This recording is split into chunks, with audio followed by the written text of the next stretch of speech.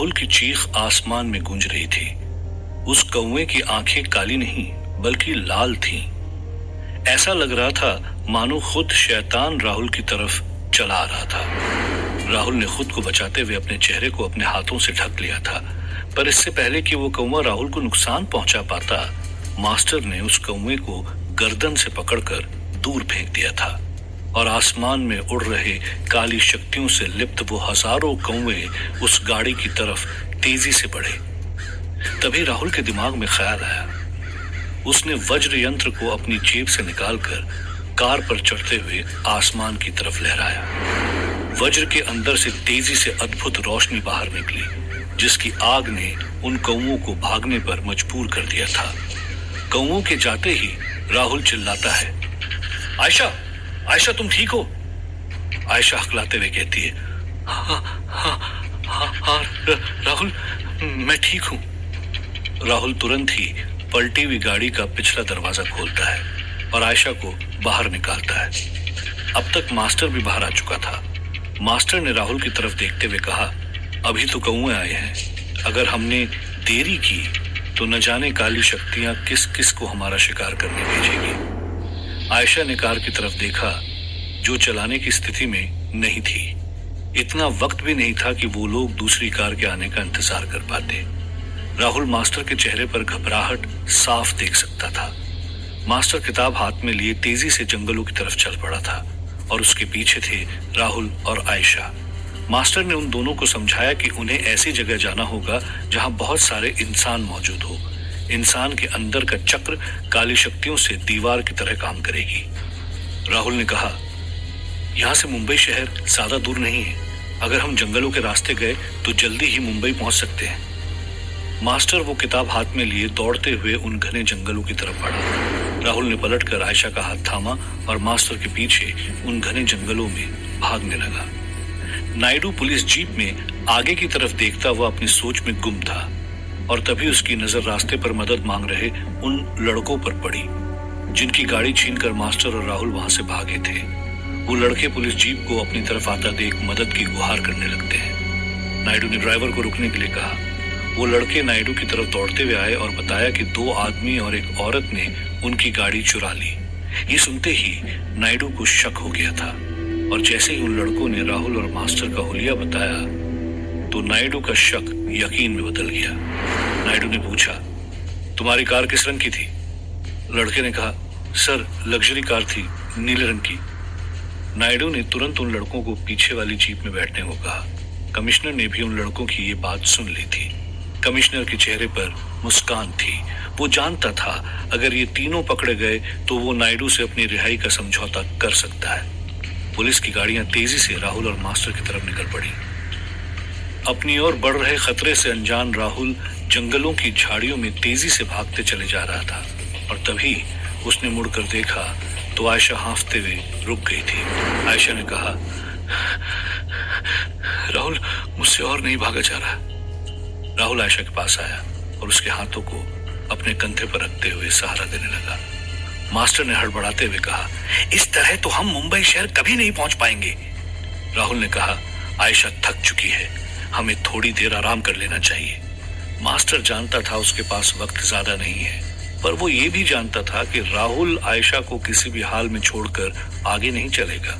और तभी आयशा ने अपनी उंगली उठाकर इशारा करते हुए कहा, राहुल वो देखो वो रोशनी। राहुल और मास्टर ने जब आयशा की दिखाई दिशा की तरफ देखा तो सच में कुछ दूरी से रोशनी दिखाई दे रही थी। ये किसी कुटिया में जलने वाली लालटेन नहीं थी, बल्कि तेज लेजर की हरी लाल रोशनी थी जो आसमान में चमक रही थी। रोशनी की उसी दिशा से तेज गाने बजने की आवाज आ रही थी। राहुल ने थोड़ा आगे जाकर देखा तो एक बड़े से गेट पर लिखा हुआ था, रॉक म्यूजिक फेस्टिवल। राहुल के चेहरे पर हल्की सी हंसी थी। उसने मास्टर की तरफ मुड़कर देखा और कहा, तुम्हें बहुत सारे इंसान चाहिए थे ना, मिल गई हमें वो जगह। ये तीनों उस म्यूजिक फेस्टिवल की तरफ चल पड़े। उस म्यूजिक फेस्टिवल के अंदर पहुंचते ही राहुल ने देखा कि बड़े बड़े स्पीकर्स लगे हुए थे। सैकड़ों लाइट्स ने अलग ही समा बांध रखा था। नौजवान लड़के लड़कियां अपनी धुन में मगन बस नाच रहे थे। कुछ नशे में धुत थे। आसपास हरे रंग के छोटे छोटे टेंट बने हुए थे। उन टेंट में कुछ कपल थे जो एक दूसरे में खोए हुए थे और कुछ टेंट खाली थे। ऐसे ही एक खाली टेंट के सामने पहुंचकर मास्टर ने कहा, बिल्कुल ऐसी ही जगह की तलाश थी मुझे। इस संगीत, इस रोशनी में काली शक्तियां आसानी से हम तक नहीं पहुंच पाएंगी। बस मुझे 3 घंटे के लिए अकेला छोड़ दो, और हाँ, इस माहौल की मस्ती में गुम मत हो जाना। याद रखना, मैं अपनी रीति में खोया रहूंगा। अगर काली शक्तियों ने बाधा डाल दी तो हम कभी भी नरकदूत को खत्म नहीं कर पाएंगे। इसीलिए जब तक मैं बाहर नहीं आ जाता, तुम दोनों को मेरी और इस टेंट की रक्षा करनी होगी। राहुल ने सर हिलाते हुए कहा, हम किसी को भी इस टेंट के नजदीक भटकने नहीं देंगे। मास्टर उस किताब को हाथ में लिए उस टेंट के अंदर चला गया। राहुल ने आयशा को देखकर गहरी सांस लेते हुए कहा, बस 3 घंटे और हम अपने घर जा पाएंगे आयशा। मास्टर उस टेंट के अंदर जाते ही उस किताब को हवा में लहराता है। किताब हवा में तैरते हुए तेजी से अपने पन्ने पलटने लगती है।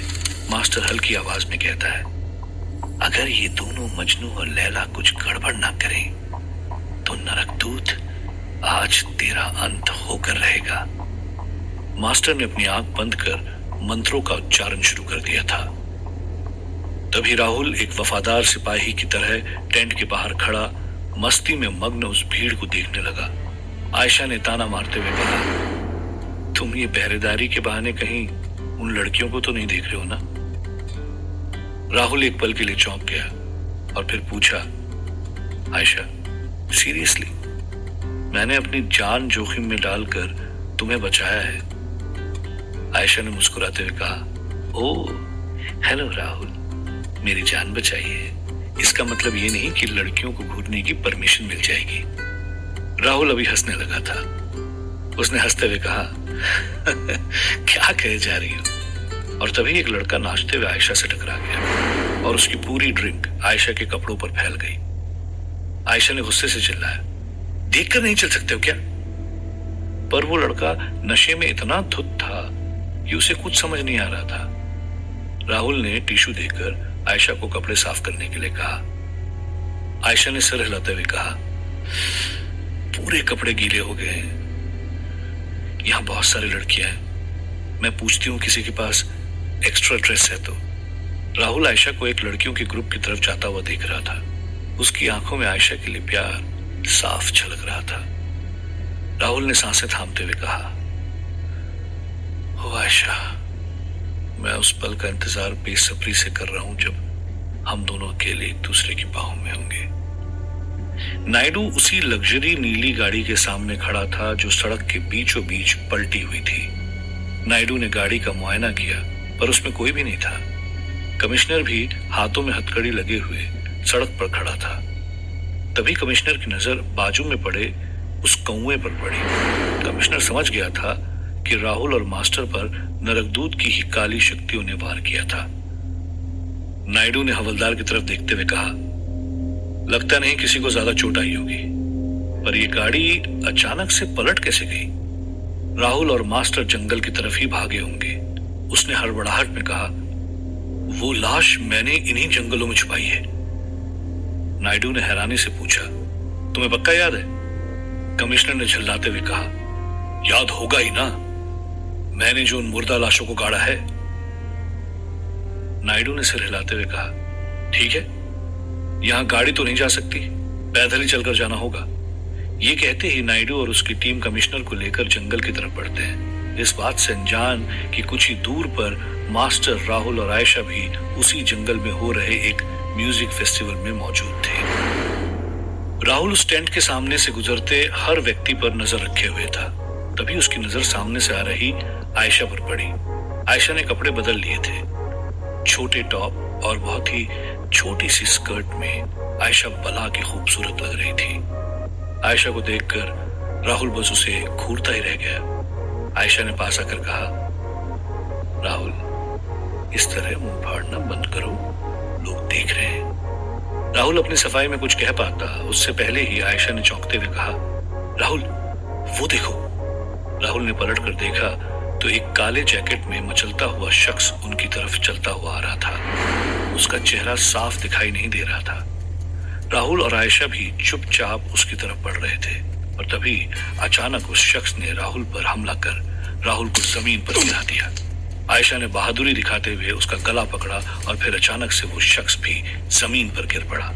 राहुल खांसते हुए उठा और जैसे ही उस शख्स का चेहरा देखा तो वो कोई काली शक्ति या दानव नहीं था, बल्कि एक इंसान था जो नशे में धुत था। आयशा ने पास ही में पड़ी पानी की बोतल उठाकर उस पर पानी छिड़का। वो इंसान होश में आते ही वहां से निकल गया। राहुल ने जमीन पर बैठते हुए गहरी सांस ली। आयशा भी राहुल के पास बैठ गई।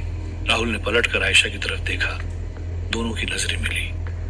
राहुल खुद को रोक नहीं पाया और हौले हौले आयशा की होंठों की तरफ बढ़ा। आयशा ने भी बिना कुछ कहे अपनी आंखें बंद कर ली थी। राहुल आयशा के होंठों को चूमने ही वाला था कि तभी वो चीख पड़ा, मास्टर! आयशा ने चौंकते हुए अपनी आंखें खोली। राहुल ने कहा, मास्टर का टेंट, वहां हम में से कोई पहरेदारी नहीं दे रहा है, मुझे जाना होगा। राहुल वहां से भागते हुए टेंट की तरफ गया। आयशा ने अपनी तेज होती हुई धड़कनों को थामा और गहरी सांस लेकर वो भी राहुल के पीछे चल पड़ी। तभी नशे में धुत काली जैकेट पहना वो इंसान म्यूजिकल फेस्टिवल से दूर जाकर पेड़ों के पास पेशाब करने लगा और तभी पीछे से एक बड़ी परछाई उस पर पड़ी। उस शख्स ने मुड़कर देखा तो वो चौंक गया। उसका जिस्म कांपने लगा। अब तक वो परछाई उस इंसान के ऊपर थी। राहुल दौड़ते हुए उस टेंट की तरफ पहुंचा। टेंट के अंदर झांकते हुए राहुल ने देखा तो वो चौंक गया। आयशा ने पूछा, राहुल क्या हुआ? राहुल ने खौफ में आयशा की तरफ मुड़ते हुए कहा, मास्टर गायब है। आयशा चीख पड़ी, क्या? पर कहां गया मास्टर? राहुल सोच ही रहा था कि तभी उसकी नजर आसमान पर पड़ी। ऊपर आसमान में मास्टर हवा में था। उसके सामने थी वही किताब। राहुल ने चैन की सांस लेते हुए कहा, लगता है उस रीति का भाग होगा। आयशा ने भी राहुल के पास आकर उसके कंधे पर सर रखा ही था कि तभी पास ही में बने शौचालय से एक लड़की के जोर से चीखने की आवाज आई। राहुल ने देखा कई लोग उस शौचालय की तरफ भाग रहे थे। राहुल और आयशा भी भागते हुए शौचालय की तरफ गए, पर तब तक वहां काफी भीड़ लग चुकी थी। भीड़ को चीरते हुए राहुल और आयशा जैसे ही उस शौचालय की तरफ पहुंचे तो वहां का मंजर देखकर दोनों दंग रह गए। वही काली जैकेट वाला शख्स मरा हुआ शौचालय के अंदर पड़ा हुआ था। देखते ही देखते लोगों के बीच बातें होने लगी। कोई कह रहा था, मर्डर हुआ है, मर्डर। राहुल जानता था कि अगर इसकी मौत की बात फैली तो हड़कंप मच जाएगा। लोग यहाँ से चले जाएंगे और फिर मास्टर को इंसानों की दीवार बनाकर जो काली शक्तियों से सहारा मिल रहा था वो भी चला जाएगा। राहुल ने अपनी घड़ी को देखा, फिर आयशा की तरफ मुड़ते हुए कहा, अभी 1.5 घंटा और बाकी है। राहुल ने अचानक से भीड़ में आगे बढ़ते हुए कहा, अरे मरा नहीं है, बस बेहोश हुआ है, हमारे साथ ही है। ये देखो ना, ज्यादा नशा कर लिया शायद इसने। राहुल उसके जिस्म के पास आया, उसके दिल पर अपना कान रखते हुए कहा, सांसें चल रही है। तभी भीड़ में से किसी ने चिल्लाते हुए कहा, अरे ये तो बस बेहोश हुआ है, चलो चलो म्यूजिक एंजॉय करते हैं। कुछ ही पलों में भीड़ वहां से चली गई। आयशा ने राहुल की तरफ देखते हुए पूछा, राहुल इसकी मौत कैसे हुई? राहुल ने उस शख्स की आंखों की तरफ इशारा किया। आयशा ने जब उसकी आंखें देखी जो पूरी तरह से काली हो चुकी थी तो वो चौंक गई। राहुल ने कहा, इसका मतलब साफ है आयशा, काली शक्तियां इस म्यूजिक फेस्टिवल में आ चुकी हैं। राहुल को आने वाली मुसीबत का अंदाजा हो गया था, पर उसे भी नहीं पता था कि वो किन भयंकर शक्तियों का सामना करने वाला था।